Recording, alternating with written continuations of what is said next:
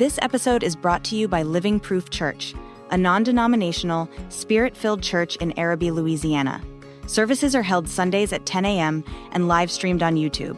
Visit us at livingproof-church.com to plan your visit.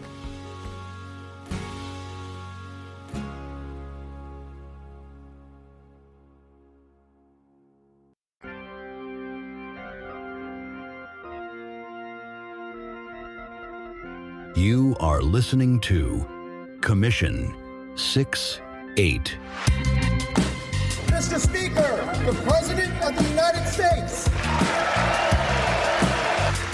As I say tonight, members of Congress, the state of our union is strong. You should be ashamed of yourself not standing up. You should be ashamed of yourself. Nobody stands up. These people are crazy. I'm telling you, they're crazy.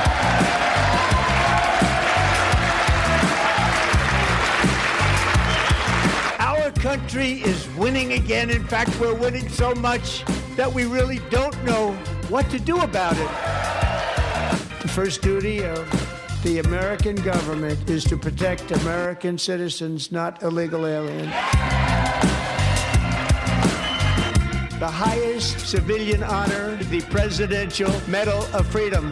Petty Officer Ruskin, the Legion of Merit, to present Staff Sergeant Andrew Wolf and the great family of Sarah Beckstrom, the Purple Heart. Recognition of Eric's actions above and beyond the call of duty. I would now like to ask General Jonathan Braga to present Chief Warrant Officer Slover with our nation's highest military award, the Congressional Medal of Honor. To present Captain Royce Williams with his Congressional Medal of Honor. It is Thursday, February 26th, in the greatest country on earth. I'm your host, Randy Millette, and this is Commission 6-8. And welcome back to the show, everybody. Welcome back. I know it's been a couple of weeks. We haven't done a show. I took a few weeks off during the Mardi Gras holiday to spend some time with family and friends, but we are back. We have a great show for you today, and we're going to start things off by talking about Tuesday night's State of the Union address given by President Trump on Capitol Hill to joint members of Congress, the Supreme Court, the Cabinet, the Joint Chiefs, spectators, guests, and of course, the country. We're going to touch on some of President Trump's talking points as well as the reaction from members of Congress. And let me just say that this was excellent political theater. If you watched it, you were most likely entertained. I know I was thoroughly entertained. If you went into the speech loving Donald Trump already, you came out of it loving him even more. If you already hate Donald Trump, you probably came out of it hating him even more. He kind of has a way of doing that. He doubles down on his personality. He provides the media with a treasure trove of sound bites. You know as well as I do, he doesn't shy away from controversy, and this speech was no different. Now, I watched it on Fox News, and in my opinion, the superior performer of the night was the cameraman and whoever was in the control room, because every time President Trump brought up an issue and was calling out members of Congress, or when he called out the Supreme Court, the cameraman was giving close-ups of the reactions, and it was just wildly entertaining. So this was the longest State of the Union address in history at 108 minutes, beating last year's record of 99.5 minutes. And let's talk about some of the highlights. Firstly, Democratic Representative from Texas, Al Green, who was thrown out of the State of the Union last year, was also thrown out this year, this time in the first 3 minutes, for holding up a sign that said black people are not apes. So Al Green was thrown out 2 years in a row. Obviously, this was planned. He knew he wasn't going to stay for the whole speech. Just more of a little political theater. Moving right along, 20 minutes into the speech, we were met with a surprise where President Trump brought in the United States men's hockey team, who just won the gold medal at the Olympics. Listen here. Our country is winning again. In fact, we're winning so much that we really don't know what to do about it. People are asking me, please, please, please, Mr. President, we're winning too much. We can't take it anymore. We're not used to winning in our country. Until you came along, we're just always losing, but now we're winning too much. And I say, no, no, no, you're going to win again. you're going to win big. You're going to win bigger than ever. And to prove that point, here with us tonight is a group of winners who just made the entire nation proud. The men's gold medal Olympic hockey team. Come on in.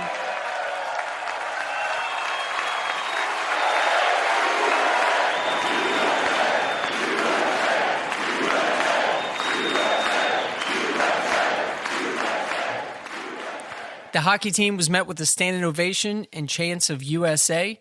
This was the first gold medal that the U.S. has earned at the Winter Olympics since the miracle of 1980. So the country's very proud. The women's hockey team was also invited to the State of the Union address, but chose not to come due to scheduling conflicts. However, they will be at the White House in the future. And then President Trump awarded the Presidential Medal of Freedom to the goalie, Connor Hellebuck.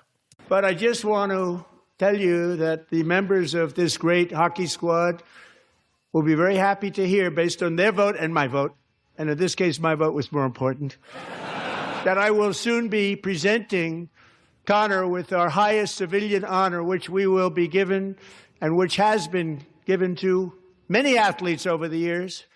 But when I say many, not too many, like 12, it's called the highest civilian honor in our country, the Presidential Medal of Freedom.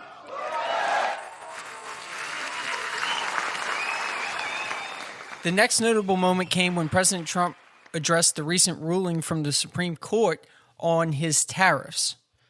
Traditionally, the justices of the Supreme Court are seated right in front of the president, and this year, only 4 of the 9 justices actually attended. Those 4 were John Roberts, Brett Kavanaugh, Amy Coney Barrett, and Elena Kagan. All of those justices, except Kavanaugh, recently voted to strike down the tariffs. And here's what President Trump had to say. It's taken off. One of the primary reasons for our country's stunning economic turnaround were tariffs. I used these tariffs, took in hundreds of billions of dollars to make great deals for our country. Well, countries that were ripping us off for decades are now paying us hundreds of billions of dollars. And the big story was how Donald Trump called the economy correctly. And then just 4 days ago, an unfortunate ruling from the United States Supreme Court. But the good news is that almost all countries and corporations want to keep the deal that they already made, knowing that the legal power that I, as president, have to make a new deal could be far worse for them, and therefore they will continue to work along the same successful path that we had negotiated before the Supreme Court's unfortunate involvement. Will remain in place under fully approved and tested alternative legal statutes, leading to a solution that will be even stronger than before. Congressional action will not be necessary. Another stirring moment was when President Trump addressed the widespread fraud and corruption in Minnesota. But when it comes to the corruption that is plundering, it's plundering America. There's been no more stunning example than Minnesota, where members of the Somali community have pillaged an estimated $19 billion from the American taxpayer. Oh, we have all the information. And in actuality, the number is much higher than that. And California, Massachusetts, Maine, and many other states are even worse. This is the kind of corruption that shreds the fabric of a nation, and we are working on it like you wouldn't believe. So tonight, although started 4 months ago, I am officially announcing the war on fraud to be led by our great Vice President J.D. Vance. Now, during this segment, we were graced with a close-up of Ilhan Omar and Rashida Tlaib, who were visibly upset, yelling back, screaming at the president, getting a little disruptive. In fact, during an interview after the State of the Union, Mike Johnson said he considered throwing them out, but he left them there so that the American people can see exactly how defiant they are against corruption, which we know factually has been taking place in Minnesota among the Somalis. But then we come to the moment where President Trump had someone in the gallery who had transitioned as a child from female to male without parent consent, without parental consent, in another state. And in fact, the parents couldn't even get her back because they did not recognize her as the gender that she was not born with. And this led to probably the most memorable exchange of the entire night. In the gallery tonight are Sage Blair and her mother, Michelle.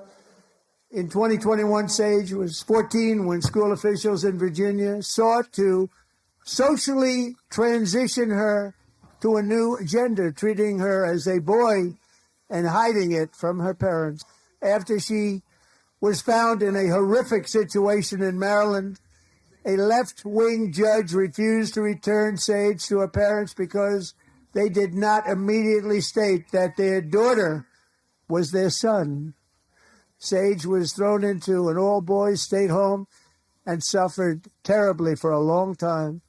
But today, all of that is behind them because Sage is a proud and wonderful young woman with a full-ride scholarship to Liberty University. Sage and Michelle, please stand up. And thank you for your great bravery. And who can believe that we're even speaking about things like this? But surely we can all agree no state can be allowed to rip children from their parents' arms and transition them to a new gender against the parents' will. Who would believe that we're even talking about this? We must ban it, and we must ban it immediately. Look, nobody stands up. These people are crazy. I'm telling you, they're crazy. And lastly, I want to talk about the military medals that President Trump awarded during his speech. The first was to Petty Officer Scott Ruskin of the Coast Guard. He was awarded the Legion of Merit for rescuing over 150 young girls during the Texas floods of last year on July 4th. Then he awarded the Purple Heart to Staff Sergeant Andrew Wolf and posthumously to Specialist Sarah Beckstrom, who died from a gunshot wound by an Afghan national in Washington, D.C., and Staff Sergeant Andrew Wolf was wounded. And lastly, President Trump awarded 2 Medals of Honor. One was to Captain Royce Williams, who is 100 years old, a former Navy pilot, who flew in World War II, the Korean War, and Vietnam.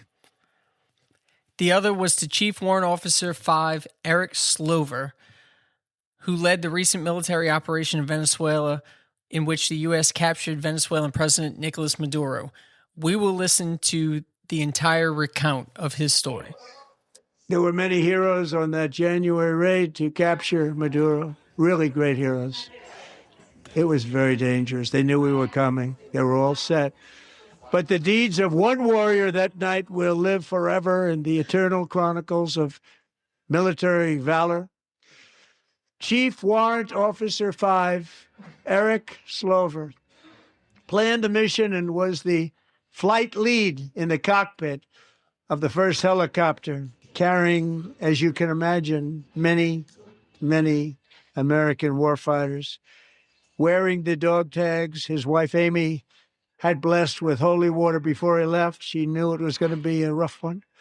Eric steered the Chinook under the cover of night and descended swiftly upon Maduro's heavily protected military fortress, protected by thousands of soldiers and guarded by Russian and Chinese military technology. While preparing to land, enemy machine guns fired from every angle, and Eric was hit very badly in the leg and hip, one bullet after another. He absorbed 4 agonizing shots, shredding his leg into numerous pieces. And yet, despite the fact that the use of his legs was vital to successful helicopter flight, then even as he was gushing blood, which was flowing back down the aisle, Eric maneuvered his helicopter with all of those lives and souls to face the enemy and let his gunners eliminate the threat. Turned the helicopter around so the gunners could take care of business, saving the lives of his fellow warriors from what could have been a catastrophic crash deep in enemy territory.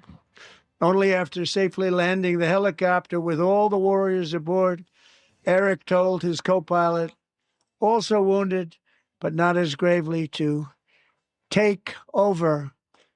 I'm about ready to pass out. The success of the entire mission and the lives of his fellow warriors hinge on Eric's ability to take the searing pain. It was unbelievable what's happened to his legs of the bullets and keep on flying and landing, and people knew what was happening. Everybody in the back of the helicopter knew because they saw the blood pouring down the aisle.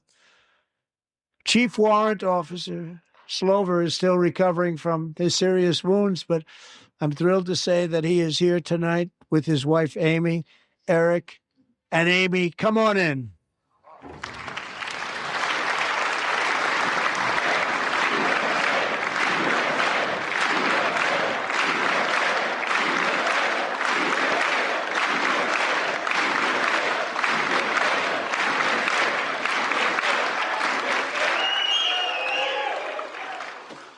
So we have a surprise for Eric and Amy. In recognition of Eric's actions above and beyond the call of duty, I would now like to ask General Jonathan Braga to present Chief Warrant Officer Slover with our nation's highest military award, the Congressional Medal of Honor.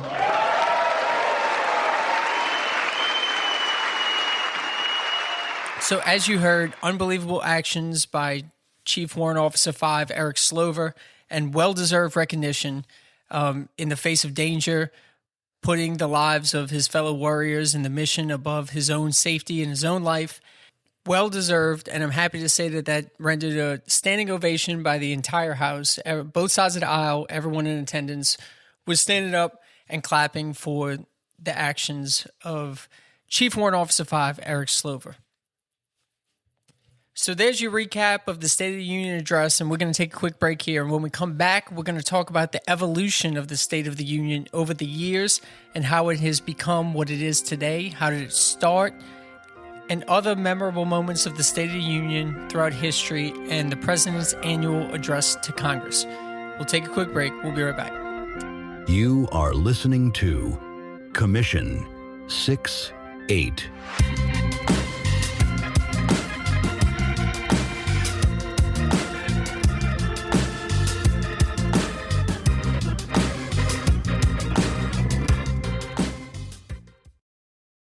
You are listening to Commission 6-8.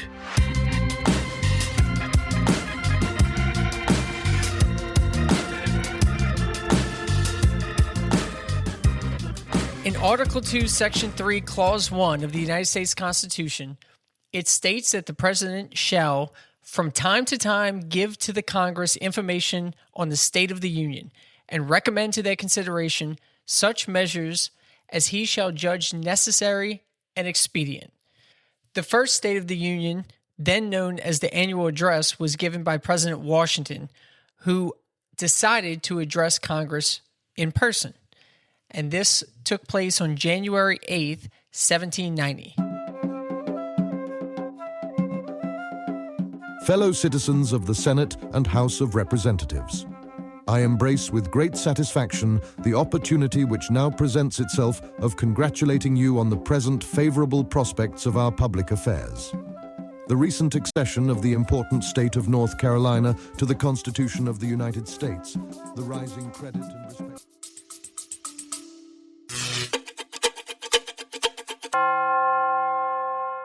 Today's sponsor is freespoke.com. Freespoke.com is a search engine web browser that you need to be using, like today, right? We know that Google and Meta, big tech, they've all admitted to censoring political speech. And we know that they collect and sell your data. At Freespoke, they give you both sides to every story. They give you all the information. They give you political perspectives, and they label media bias left, right, or middle, so you know the information that you're consuming. When we do research for these shows, my producer and I exclusively use freespoke.com. Now, you can download the app and start browsing today for free. But if you want an ad-free experience, subscribe and give them promo code COM68. That's promo code COM, C-O-M, 68. That will give you 35% off a yearly subscription. So make the switch today, use freespoke.com, and let's hold big tech accountable. That's freespoke.com. Think for yourself.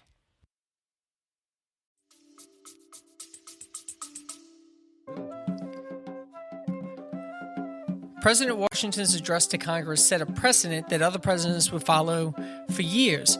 John Adams would do likewise, and annually they would give an account or a State of the Union in person to Congress. However, President Thomas Jefferson believed that giving an in-person annual report to Congress was too similar to the King's report to Parliament, so he opted to give a written report to Congress, which, per the Constitution, was just as good as an in-person annual address.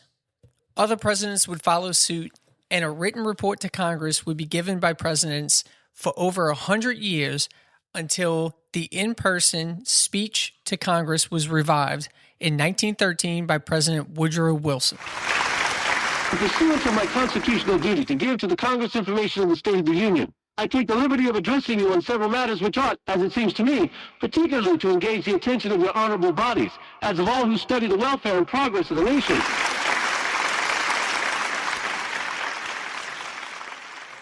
Woodrow Wilson's goal of addressing Congress in person was to be a more personable, quotable, and relatable president to the people of the United States, and this would prove to be a valuable tool in reaching the population of the United States, especially because Woodrow Wilson would preside over America's entry into World War I. Realizing the effectiveness of an in-person speech to Congress, all presidents since Woodrow Wilson would deliver speeches in person to Congress, with the exception of Herbert Hoover. In 1923, President Calvin Coolidge, in an effort to address not only Congress but the American people, was the first president to ever issue a State of the Union address over the radio. The expenses of the government reach everybody. Taxes take from everyone a part of his earnings and force everyone to work for a certain part of his time for the government. When we come to realize that the yearly expenses of the governments of this country, the stupendous sum of about $7,500,000,000, we get $700 million is needed by the national government.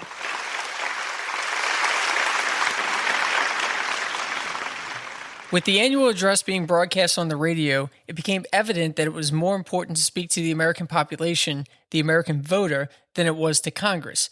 And the tone in each speech started to shift away from an annual address to Congress to a State of the Union to the American people. By the time Franklin Delano Roosevelt was president, he began calling it the State of the Union, and he gave a famous State of the Union in 1941 with war going on in Europe.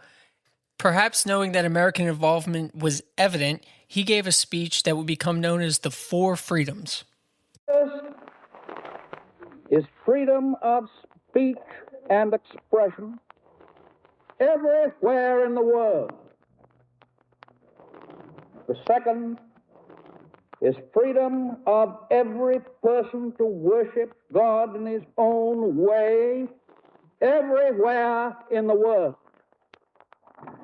The third is freedom from want, which translated into world terms means economic understandings which will secure to every nation a healthy, peacetime life for its inhabitants everywhere in the world.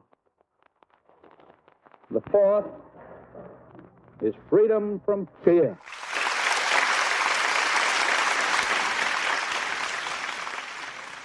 After World War II and the American troops came back home, America was on the brink of post-war prosperity. And in January 6, 1947, President Truman would deliver the first State of the Union address that would be shown on television. The Capitol awaits the arrival of President Truman to deliver his message. He shakes hands with Senator Vandenberg, President Pro Tem of the Senate, and Speaker Martin, both presiding over the joint session. Each receives a copy of the President's address. Mr. Truman confronts a Congress heavily weighted by the opposition. He delivers his message on the State of the Union. What we do or fail to do at home affects not only ourselves, but millions throughout the world. If we are to fulfill our responsibilities to ourselves and to other peoples, we must make sure that the United States is sound economically, socially, and politically. Let us have the will and the patience to do this job together. May the Lord strengthen us in our faith. May He give us wisdom to lead the peoples of the world in His ways of peace. With the advancement of technology, the evolution of the president's address continued, and it became evident that this was not just a laundry list of accomplishments, but it was a unique opportunity for the president to not only reassure the constituents who voted for him, but win over those who did not. Today marks my first State of the Union address to you, a constitutional duty as old as our republic itself. President Washington began this tradition in 1790 after reminding the nation that the destiny of self-government and the preservation of the sacred fire of liberty is finally staked on the experiment entrusted to the hands of the American people. For our friends in the press who place a high premium on accuracy, let me say, I did not actually hear George Washington say that. President Reagan was also the first president to start bringing guests into the gallery and highlighting them as an illustration of the success of his policies. Over the years, the State of the Union has served to be essential to the Republic, essential to the messaging of the president, and essential to the American voter. It's our job as Americans to hold our government accountable. And one of the ways we do that is by staying informed, staying engaged, paying attention to what the president says, and weighing that against what the president does.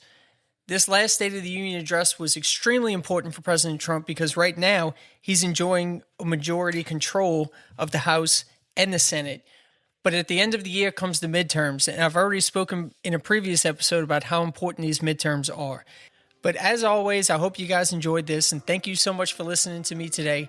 I pray blessings over you and your family. I pray God blesses you coming in and you going out. I pray peace, power, and prosperity. And remember that you live in the greatest country on earth, and it's up to you to keep it. This has been Commission 6-8.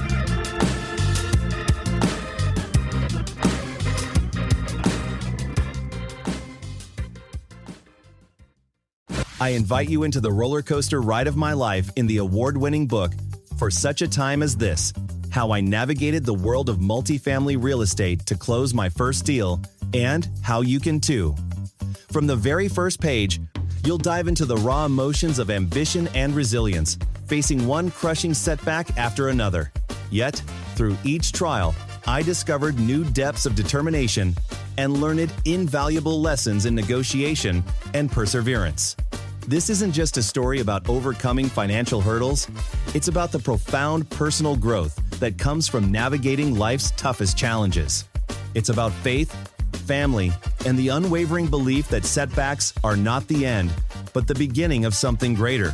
For Such a Time as This, How I Navigated the World of Multifamily Real Estate to Close My First Deal, and How You Can Too, by award-winning author Randy Millett, available on Amazon.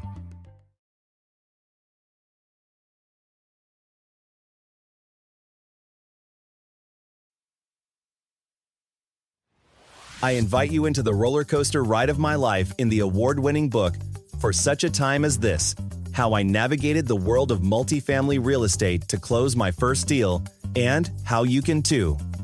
From the very first page, you'll dive into the raw emotions of ambition and resilience, facing one crushing setback after another. Yet, through each trial, I discovered new depths of determination and learned invaluable lessons in negotiation and perseverance. This isn't just a story about overcoming financial hurdles. It's about the profound personal growth that comes from navigating life's toughest challenges. It's about faith, family, and the unwavering belief that setbacks are not the end, but the beginning of something greater. For Such a Time as This, How I Navigated the World of Multifamily Real Estate to Close My First Deal, and How You Can Too, by award-winning author Randy Millett, available on Amazon.